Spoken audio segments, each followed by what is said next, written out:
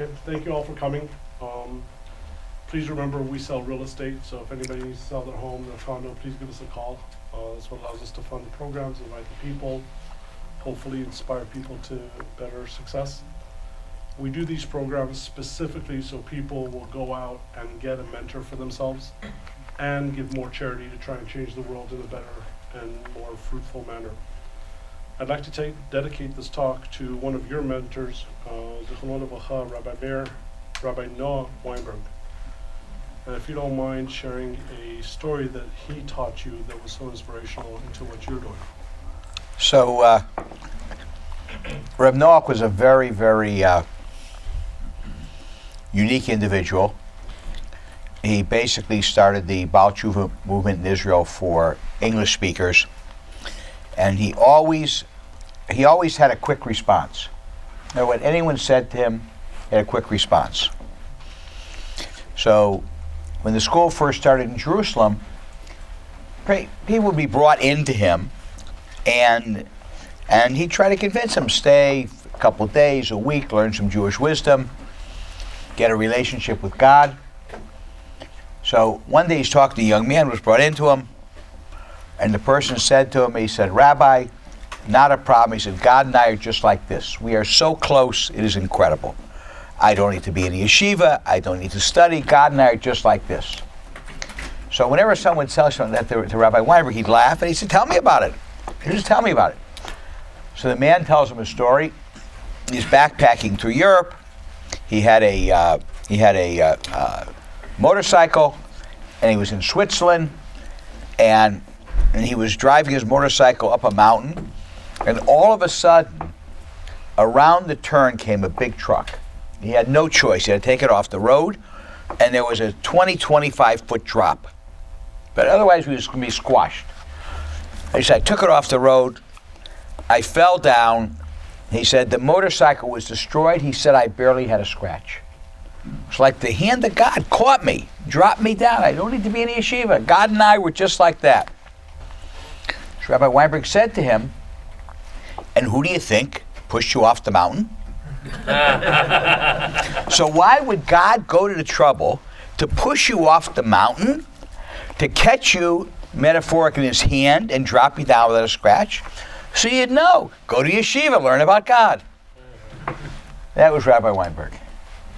I'd like to share with the crowd and with the people out there that today we're going to have a very special Dick Horowitz who's going to share stuff that is very private. He usually never shares. I asked for special permission.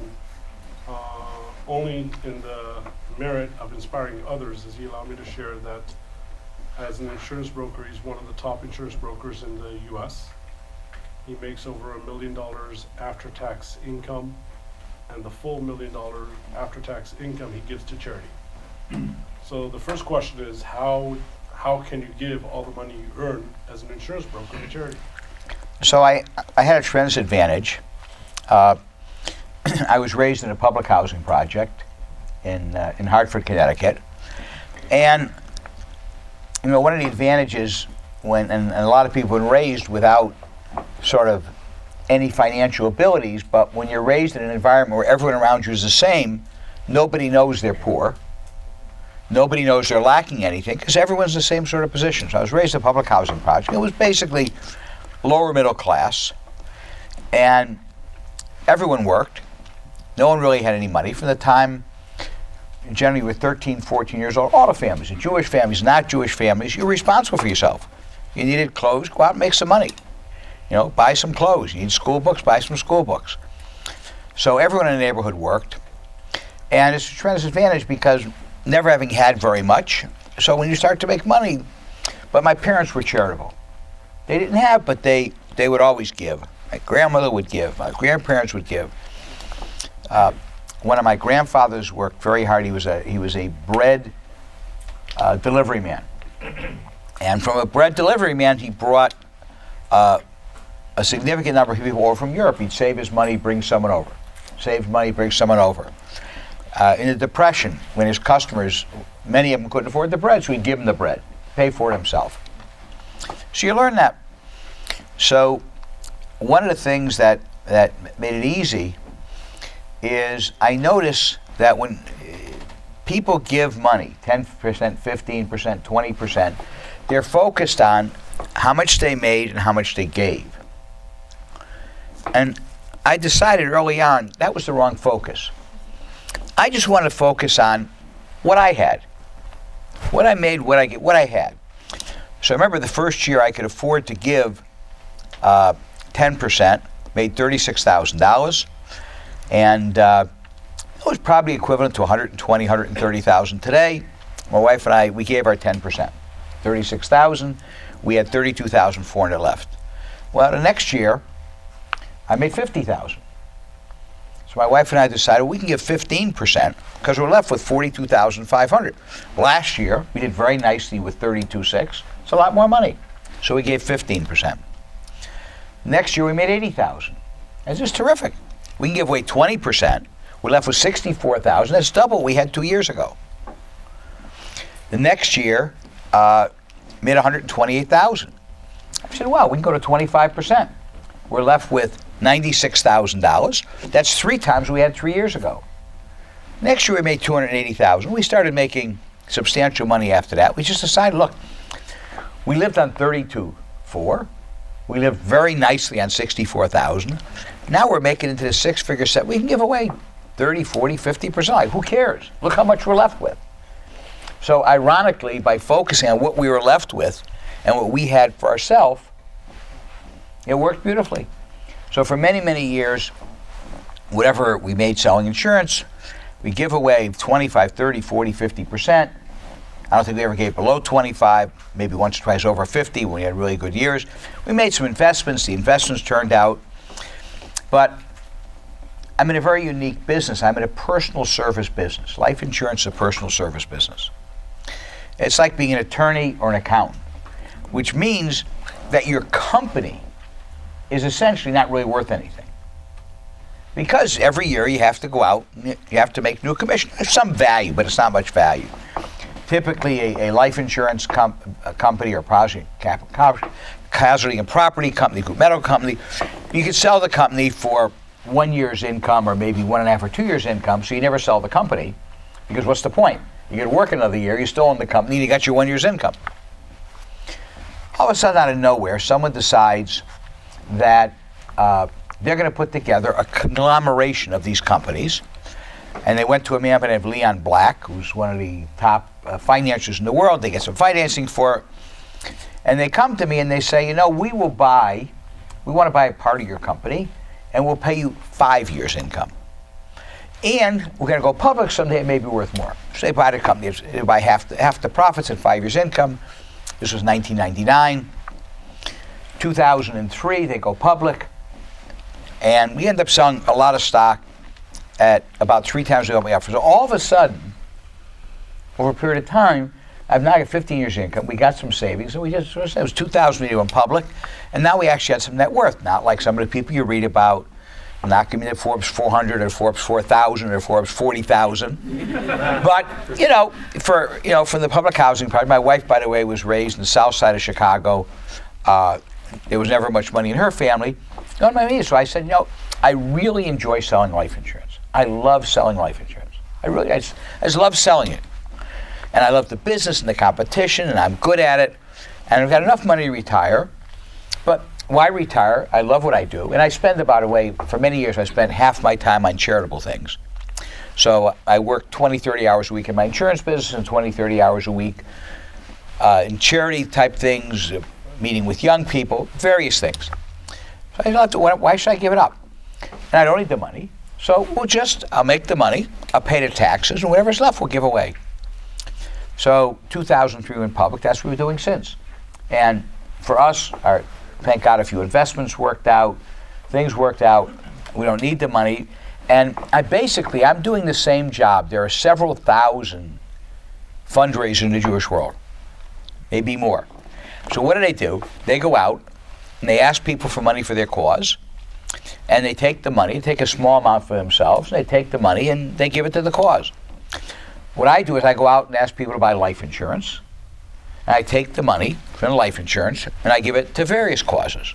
There's a few I favor. Isha Torah is by far my number one cause, but we give to a lot of places. So essentially what I did was I just changed. I became sort of a full-time fundraiser for the Jewish world in general, but I did it by selling life insurance rather than by asking people to give contributions to some particular cause or another. I asked you a very interesting question of, do you see a relation between giving donations to business success? So that's always interesting. And first of all, if you understand the Torah, you understand Tanakh, you understand the Bible, it's very easy to see how the world works for the world. It is, unless you're at a certain level of greatness, we don't know what's going on with ourselves. We're up, we're down, we're back, we're forth. We make our best efforts. We're not giving tzedakah, not giving charity to make that happen. Me in my life, I believe there's a general relationship. And I might be right, I might be wrong, and it might apply to other people, not apply to other people. But one of the things I've always believed is that there is a very minimal relationship. There's a very minimal relationship between intelligence, competence, hard work, and income. Now, it depends on what kind of field you're in. I once was at a small group who was meeting with Rabbi Yaakov Weinberg, of blessed memory, former Rosh Hashiva of Ner Yisrael, and one of the great Gedolim of his generation.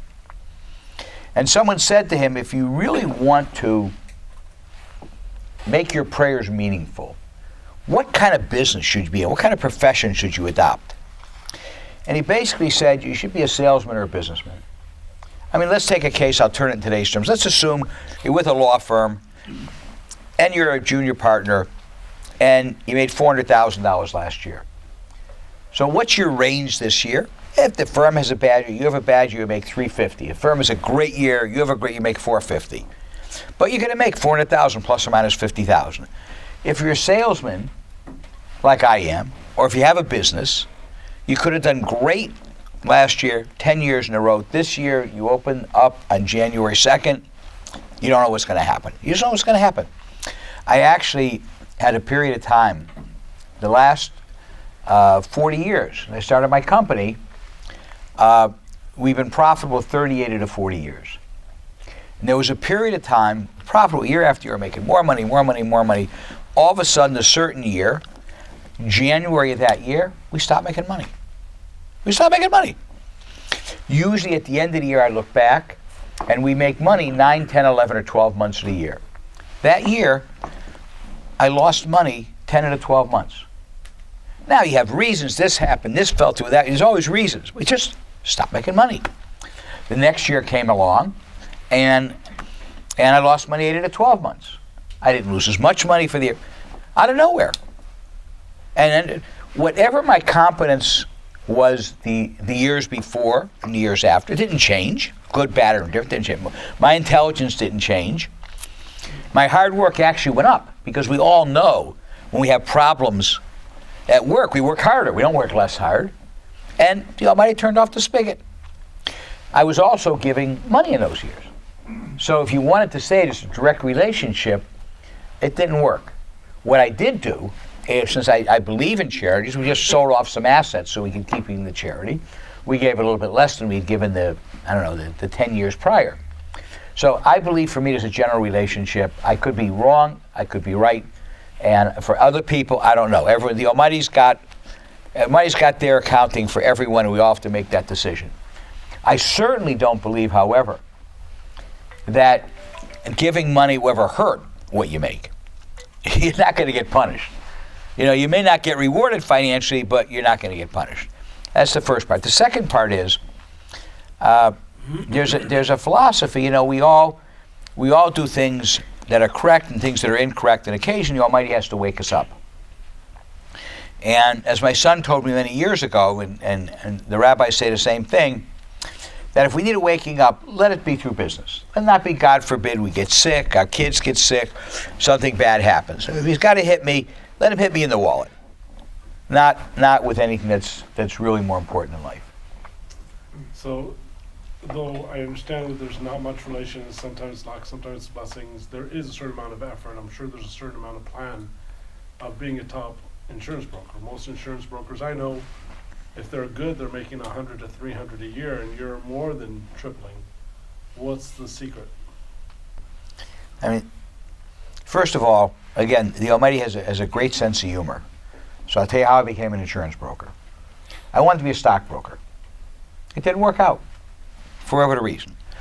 So I had a friend who wanted to be a stockbroker. This is back in 1970. So he had a friend who was running a company that sold mutual funds and life insurance. I had no interest in life insurance, zero. But in those days, there wasn't a lot of sophisticated financial things. The closest thing you could be to a stockbroker was be a mutual fund salesman. So I went to work for the company. Well, in order to work for the company, you had to get licensed for both mutual funds and insurance. That's the business they were in. Within 90 days, I had zero interest in mutual funds. I fell in love with selling life insurance. I just fell in love with it. And it took a while. You know, I mentioned the year I made $36,000. That was about my 8th year in the business. And slowly built up my knowledge. And eventually I found a niche. And my major niche at that time was being able to obtain insurance at standard or preferred rates for people who were very health challenged. So people who had heart problems, blood pressure, cholesterol, combinations of problems. They had a heart attack, they had a bypass. We were able to figure out a way to negotiate with insurance companies, and that the word sort of got out about that. And attorneys, accountants, people knew people who had problems getting insurance. We became the address. Now, most of the people who have been probably getting insurance are older people. Life insurance is sort of unique. You know, you're a real estate broker. It doesn't matter to you whether your client's 30 years old, 50 years old, or 70 years old. But if my client is 70 years old, who's buying a certain amount of insurance, I'm going to make 6 to 10 times as much as if he's 30 years old. So the people having the health problems tended to be people in their 60s and 70s and 80s. So we're not only selling a lot of insurance, we're selling insurance to people who are paying an enormous amount of money, even with the good rates, which meant we made an enormous amount of money. And over the years, we've gone from one niche to another. That's been the constant. So it's not cold calling or marketing. Oh, was it? No, it was at the start. At the start, they taught me you make 25 cold calls, 5 people will talk to you, 3 people will give you an appointment, 1 of them will be a sale. And how long did you do that? 2, 3 years. And then there were times it wasn't good for cold calling. You go into these little strip malls, and you go into the bakery and the shoe store and the bicycle store, and you get a really enthusiastic welcome. You know, first thing when you're running a small store, someone walks in, the person feels he's got a customer. Now his customer turns out to be someone trying to sell him life insurance. It's not exactly the greatest way to get acceptance and smiling people. But you know, you got some customers, and you ask for referrals, and gradually you work your way up and you learn the business. And I remember one of the first big opportunities I had, someone I knew got engaged to a very wealthy woman, and she needed $100,000 of insurance. That was a big thing in those days. And we tried to get her insurance, and she had health problems. I couldn't get it. And then it happened a couple more times. And I realized, well, if I could figure out a way to get people with health problems insurance, that I had a niche, I had a distinguishing factor. So we gradually, by the middle 1980s, 12, 13, 14 years of business. And then things came up.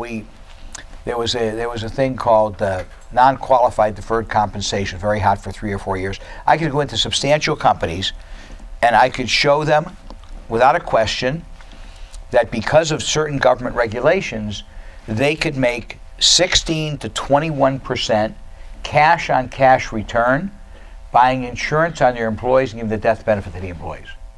That was fabulous. That was like stealing. Then the government caught up with it too many people were doing it, and they changed the law, so you couldn't do it anymore. So you're always looking for things. Oh, real estate, I mean, sometimes commercial is fabulously hot, but you know, residential isn't. It moves around. You have to just constantly be aware. But the one constant has been the ability to get insurance at competitive rates for people with significant health problems. I had the biggest case I've had in the last 3, 4 years. I had a person that had a very serious case of cancer, and he was a few years out from the cancer. And the book said that he couldn't get insurance for 10 years. Different cancers are different waiting periods. And there were some aggressive companies were willing to charge him $1 million extra a year for 3 years, in addition to the regular premium. And we kept negotiating, and finally after 6 months, he paid $315,000 extra for 1 year.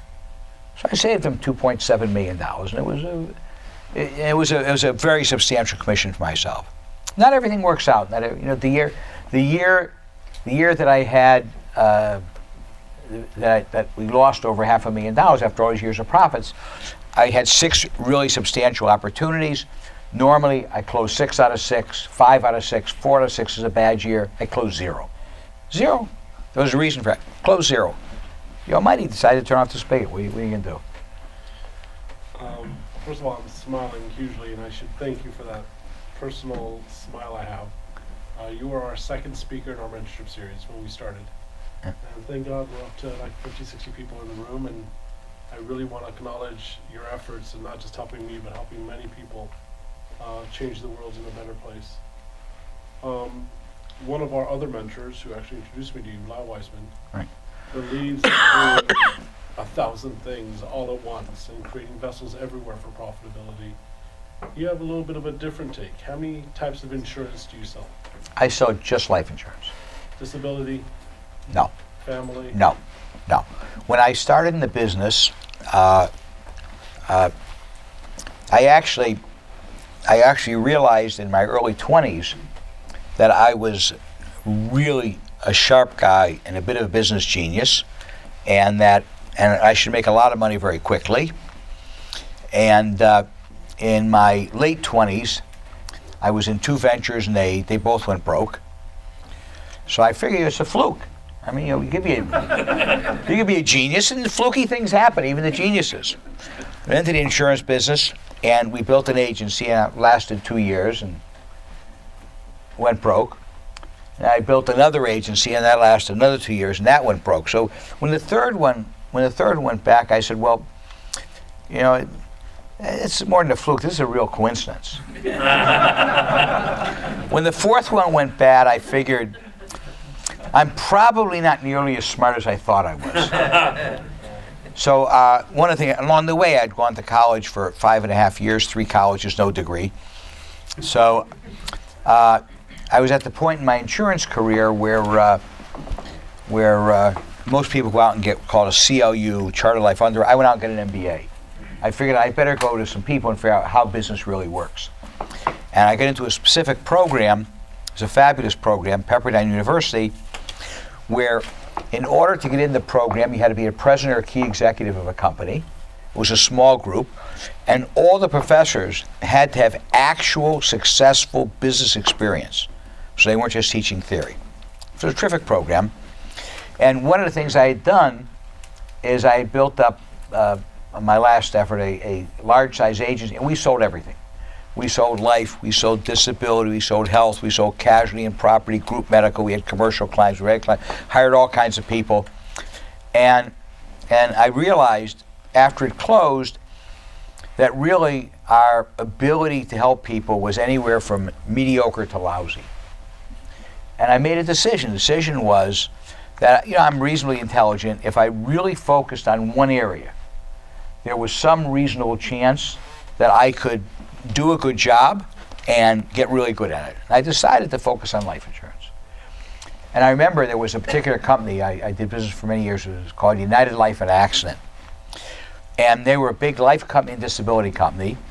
And they'd come out to me once a year, this national sales manager, we'd have a meal, and he'd say, "What? Why just on life insurance?" He said, "You got these people, some of these people, you're selling them term insurance, you're making a $400 commission, and that same person needs disability, you could make $1,000, $1,500. And I'd say, "Look, I made a decision, life insurance. That's what I do." And I think that's one of the reasons my success is that I really learned that business well. And even now, do you still get tempted by the high commissions to? No. 'Cause once you become successful in life insurance, that's not an issue anymore. It was an issue when I was struggling to make enough money to pay the rent, and he was right. he was right. Sometimes when you're writing term insurance on young people, the disability commission is substantially higher. In real estate, we also have the numbers of the prospecting. You call 100 people, 20, 99 will say no, one says maybe, 10 maybes is 2 appointments, 2 appointments Right. is 1 listing, Right. a third of those sell. And the coaches always say the plan is simple, but the big problem is everybody wants the results now. What would you tell any salesperson who starts? So sales is tough. I mean, one of the reasons good salesmen make so much money is it's very difficult. I know in life insurance, it's been the rule for as long as I've been in the business. For every 100 people who go into the business, 80 fail out in the first 2 years. Of the 20 that are left, 15 fail out over the next 3 years. 5 out of 100 survive, and they don't all get rich, but 5 out of 100 at least. You mentioned 100 to 300,000 a year. Most of the 5 who are left are making 100 to 300,000 a year. Some are making less. Very few are making more. Sales is just tough. It's just tough, and not everyone's suited for it. I maintain that anyone who is suited for sales, it's the most fantastic job you can have. You got business and you got sales, and you can make a lot of money in both. But any business you go in, you got to invest money. So you both have to be good. The Almighty has to bless you, and you have to have the money to put in, or else the whole thing just doesn't happen. Sales, you're building a business with no investment. That's the first thing. The second thing is, if you're good in sales, then you set all your own rules. The problem with most jobs where you work for someone is the evaluation of your value is subjective. You've got a boss, you've got a couple of supervisors, the owner of the company, and they make an evaluation of just how good a job you're doing, and that determines how much money you make and your level of success. Sales is, you brought in $5,000, you brought in $50,000, your $50,000 is 10 times as good as 5. There's no subjectivity. That's the first thing. The second thing is, if you're working for someone, since it's subjective, one of the few ways you can distinguish yourself is by working a lot of hours. Because the guy who really cares, the one who really cares, they put in 50, 60 hours instead of people putting in their 35 or 40 hours. They're obviously doing something special. Sales is not tied to hours. I know, particularly being an observant Jew, I was not an observant Jew when I started life insurance. I became observant. And I can tell you, my insurance companies could care less what I do on Shabbos, what I do on Yontif, how much time I take off. In fact, that I learn every morning before I start work. It's irrelevant to them. Were the sales there? I actually had a friend, was not observant, but he wanted to break into acting. Very unusual in this town, but somehow he felt he could make it. And he also happened to be a superstar car salesman. And what he did, he worked out a deal with his company that he worked only Saturday and Sunday. Car salesmen generally work a 6-day week, occasionally a 5. But he was consistently one of their top salesmen with 2 days a week. I can guarantee if he was a mediocre salesman and he wanted to work 2 days a week, tell him to get lost. You show up or else. So when you're in sales, it's a special thing. You'll see a company will go broke, whatever their business they're in. And their accounting department, people are out looking for a job. Their production department, all their other departments, everyone's out of work, they're looking for work. Their top salesmen, the competitors are out fighting over them. Who's going to get them? So I love sales. Number one, it's objective, not subjective. And number two, to a large extent, you can set your own rules in terms of your working conditions. I want to talk about the United States, if I may. You give hundreds of thousands of dollars in taxes every year to the government. You mind sharing your thoughts about that? There's no thoughts. They set the rules, they set the tax rates, you pay your taxes. There was something you mentioned, though, as compared to other governments in the past. Oh yeah. Well, the Jewish people, and we floated around for 1,700 years, where most of the places that we settled, one of the objectives of the government was to take whatever money they could get from us, with all kinds of rules, regulations, taxes. Very interesting.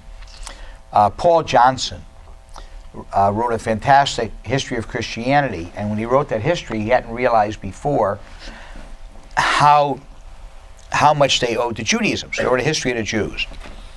And in his book, he mentions a couple things, but one of the things he mentions in the business aspect is that the Jews, to the large extent, fueled the Industrial Revolution when they were allowed to keep money. See, there were always smart Jews who were allowed to make money. The crown, the king, they have protection. When they died, the money would be confiscated very quickly. They couldn't keep it. They couldn't pass it on to their heirs. So what did we do? We put our money into things you could hide.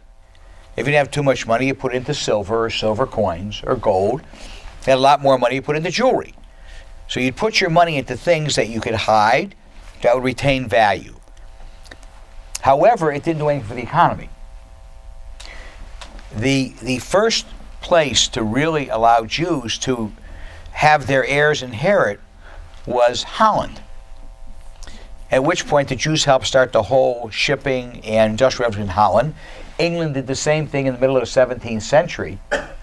And Paul Johnson credits a lot of what happened in the Western world by once the Jews knew that they could actually, if they made money and it was visible, it was in real estate, it was in factories, shipping, whatever it was in, that they could give it out to their kids and grandchildren, they found a more productive use for the money. And that's what they did. Two personal joys of mine are change and success. And that's where you mostly invest your money in charities. You invest in people who make changes. So, there's some money that's automatic. First of all, if you're fortunate enough to be observant, we get in our offices probably, 1,000 to 1,500 people a year who need money either for themselves or for their causes. So they get, $18, $50, $100, $30, whatever it is.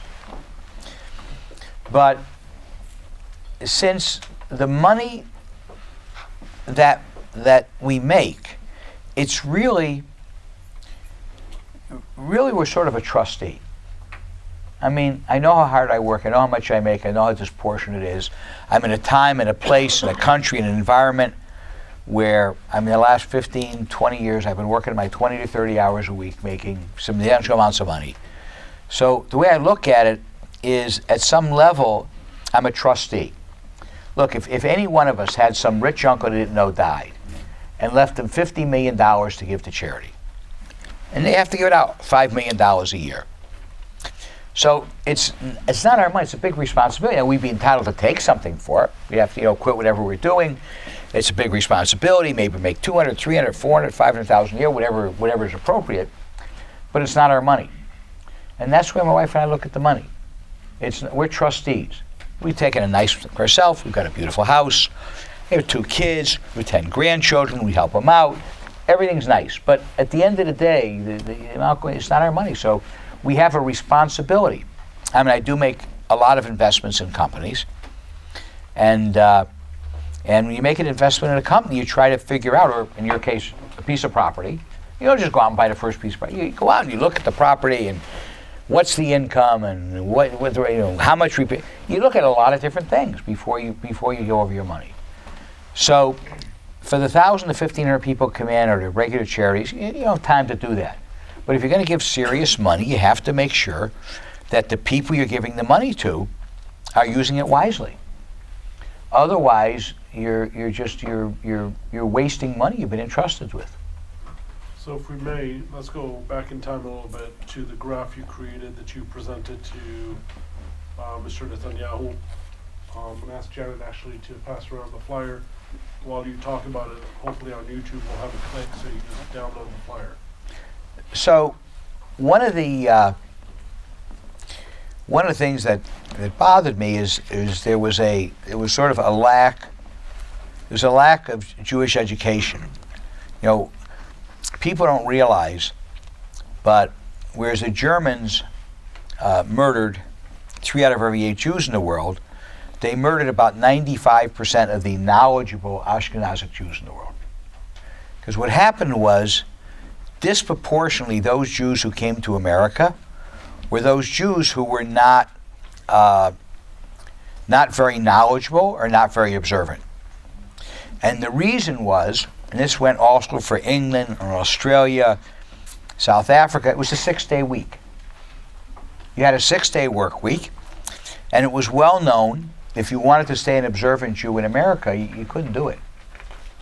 You came in, you got entry-level jobs, and the rule was, at that time, 60% of the American Jews ended up settling in New York and the areas around it.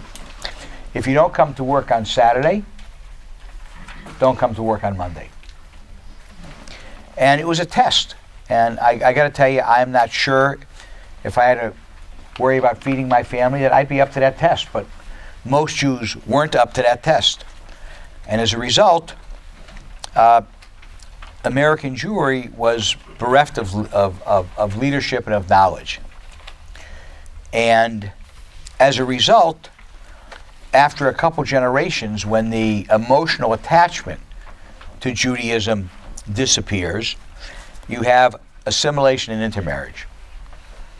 Now, everyone sort of understood that, but they say a picture is worth 1,000 words. Well, I felt a graph was worth 1,000,000 words. So what I did, we've got 2 graphs there. One we did in 1995, and then we updated it in 2003 or 2004. We're in the process of updating it again. Is we just looked at what were the demographic implications of decisions you made on how to live your life and how to raise your kids. And the latest one is just, it's very clear. If you start with 100 young Jews who we call secular, they're not religiously involved, you come back in 3 generations, there's 7 Jews left. You raise 100 Reform, and I'm not picking on anyone, Stephen S. Wise, worship our temple, come back in 3 generations, there's 10 Jews left. You raise 100 Conservative, Sinai Temple, Beth Am, 3 generations, 29 left. Raise 100 what I call centrist Orthodox, Beth Jacob, Young Israel, 3 generations, 434, and 100 Hasidic Orthodox, Yeshiva Orthodox, 3 generations, 3401. Now, this is not a demographic projection. My wife and I were raised in the Reform column. We raised our kids in the centrist Orthodox column, our grandchildren being raised in the Yeshiva Orthodox column. So you can't just project down. People have free will, people make different decisions on how to live their life. And if you read the article, we do not talk about who's right, who's wrong. There is a God, there isn't a God. Who's a good person, who's not a good person. Who's a good Jew, not a good Jew. It's all irrelevant. All we're saying is there are certain decisions that you will make which is going to have implications for the number of Jewish descendants you're going to have. And we've got a few less of these in the back, but I was asked, Israel is very important to American Jewry. American Jew is important to Israel. I presented it to Prime Minister Netanyahu some time ago. The President of Israel, it was this is taught in Jewish studies course. This is considered the classic Jewish study. New York Times, it was the bottom half of a full-page ad that ran twice. Alan Dershowitz, many of you know, probably the leading, most famous American Jewish lawyer, he wrote a book. He called it The Vanishing American Jew. We're vanishing. He had one chart in his whole book. It was our chart. This is I understand, the largest Russian newspaper in Israel. They put it on their front page. This is an Israeli newspaper. The Persian community is using it throughout the country. And this used to be the largest Jewish newspaper in Southern California. They just put it on the front page. It's called The Graph That's Terrifying Jewish America. And the purpose of the graph was to have people realize that there are implications. I grew up at a different time. I grew up, my parents were like parents and grandparents, like 1st and 2nd generation Persians in America today. They don't have the problem. Actually, the Persians are generation 0. The kids today, their kids are going to be 1st generation. My grandparents, 25 sisters and brothers, no intermarriage, no divorce. My parents' generation, there were about 100 cousins, mostly first cousins, a few second cousins, 100 of them, 1 intermarriage, 2 divorces. That's the Persian community today. You've got those who were raised there, those who came here as children, those who were born here. That's just generation 1 and 2. It's actually worse. They're actually doing worse than the Eastern Europeans did, because my grandparents and parents at a time when the Jews had nothing to do with non-Jews, non-Jews had nothing to do with the Jews professionally were not anywhere, and there was a distance that doesn't exist today. I have personally, on my mother's side, very close family. I have 2 sisters and 8 first cousins, and between the 10 of them, they have 2 Jewish grandchildren. That's the chart. That's the chart. So what I wanted to do was I wanted to give people the free will ability to have knowledge when they made the decisions how to live their life and how to raise their kids. I'm not telling anyone what to do. You know, I have a lot of admiration for my parents. One thing I have tremendous admiration is everyone always realized cigarettes were unhealthy. You know, in World War I, the nickname for cigarettes were coffin nails. Like, you smoked, you're going to die eventually. But there was no real evidence out. The Surgeon General's report came out in the middle 60s. My father smoked 3 packs of cigarettes a day as long as I remember. My mother smoked a pack a day. She read the newspaper Surgeon General's report. She stopped that day. My father stopped a week later. When I grew up, the assumption of my parents, my aunts and uncles, the whole generation was that Jews were going to marry Jews. They're going to have Jewish children. You were religious, you were not religious, you're observant, you're not observant. One question they always ask on population surveys of Jews is how many of your 4 closest friends are Jewish. 1960, 95% of all Jews answered 4. Now, the average is about 1.9. Some say none, some say 1, some say 2, some say 3, some say 4. Once you're away from the Orthodox, the average is around 1.5. We don't live in that society anymore. The Persians still do. And after World War II, the Holocaust survivors did. They still live in that society.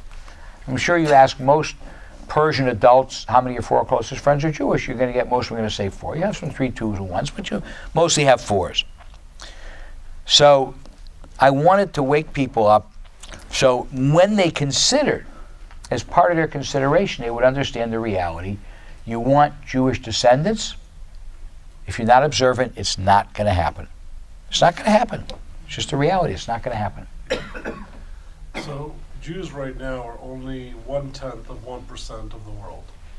Why don't you just give it up? You're working your ass off, giving a lot of donations. It's not even a percent. It's 1/10%. So, first of all, I hate to contradict my host, but it's 2/10 of 1%. Is it? So Yes, 1 in 500. Yeah, 2/10 of 1%. Approximately 14 million Jews, 7 billion people. We have a job to do in this world. We have a job to do. You know, we showed up plus or minus 3,350 years ago at Har Sinai, and we took on a task, and our task was to be a light unto the nations and to bring into the world ideas of morality.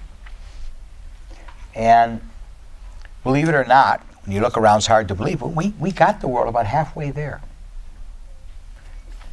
You know, I can give a few examples. If you want to read probably the best book ever written about this, a book called World Perfect. It was written by Ken Spiro.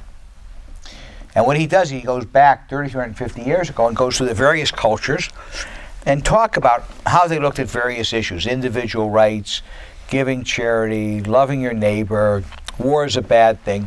And we don't appreciate what we brought to the world because we're 140 generations away from what the world was. I'll give you an example.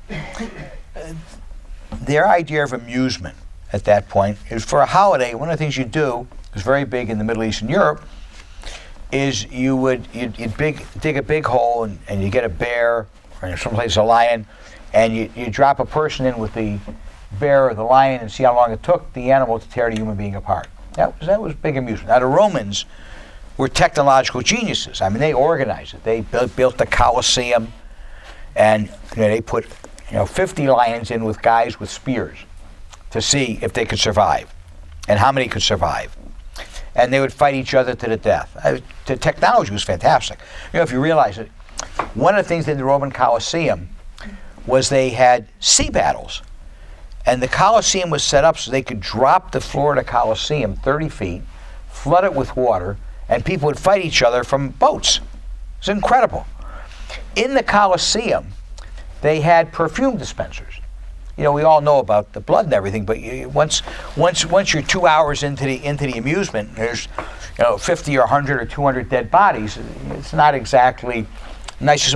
They had ways to disperse perfume. The Romans, by the way, had 6-story buildings with air conditioning. Fantastic technology, but it was basically the bear and the human being. They just upgraded the experience through technology. We got a job to do. If you want to look at it, one of the ways you see it, you're right. We're 1 out of 500. We're 0.2 of 1%.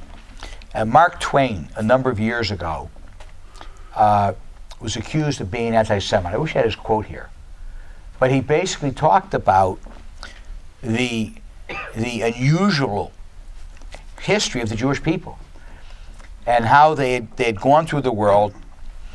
And he talks about the great nations, the Babylonians and the Assyrians and the Greeks and the Macedonians and the Persians and the Russians and the Germans and the Romans. And he says they made a great sound and fury in the world and were dispersed, and they're just whiffs of memory. And he said the Jews have always been disproportionately prominent, with one hand tied behind their back. And he says, everything in this world disappears. And he finishes his thing saying, except the Jews. What's the secret of immorality? What do we win? 30% of the Nobel Prizes? 30%? So let me ask you a question. Wait, hold on. I think last year we won 60% of Nobel Prizes. They give out, sometimes they give double, triple prizes. They give out 15 Nobel Prizes a year. So we're 1 in 500. So what should we get? Every 30 years, a Jew should win a Nobel Prize. Every 30 years. Every once in a while, you'll see someone from Argentina or Colombia or South Africa or South Korea will win a Nobel Prize. The whole country goes nuts. Wow, one of ours won a Nobel Prize, literature, science, whatever. They go nuts. We don't even notice it. Very rarely do you have a year when a Jew doesn't win a Nobel Prize. And last year was amazing. I think something I hate using numbers I don't know. It's something like 9 out of 15 or 8 out of 13. We won a majority of Nobel Prizes. They gave out 15. We won one last year. We should have to wait another 30 years for the next one. So right now we live in a society where 70% intermarry. Is that pretty much the number? Among the non-Orthodox, there's a small disagreement whether the number is 71.5%, 74%, or 75%. Let's call it 70. Okay. You want Jews to marry Jews? I want Jews to understand the nature of their Judaism so that they can make for themselves a decision using their free will as to what's in their best interest. I send a lot of people to Israel. I meet with about 300 or 350 young people a year. Most of them are making life decisions, including how to relate to the Jewish people. Most of them are thinking about going to Israel. They came back from Israel, whatever it is. And sometimes I'll send people to Israel and they'll study, and they'll come back and they'll decide not to be observant. And they'll ask me, I'm disappointed. And the answer is, I'll say, no, look, personally, I think you're making a mistake. But my drive is not that people should become religiously observant. My drive is people should get the information they need to make a reasoned decision on how to relate to God, Torah, the land of Israel, and the Jewish people. Once they have enough information, who am I to tell them? Who am I to tell anyone how they should live their life? I'm no trouble figuring out how to live my own life. But I am able to direct people on how to get the information they need to make those decisions. Wonderful. I thank you very much for coming. We're going to open it up to the crowd for questions.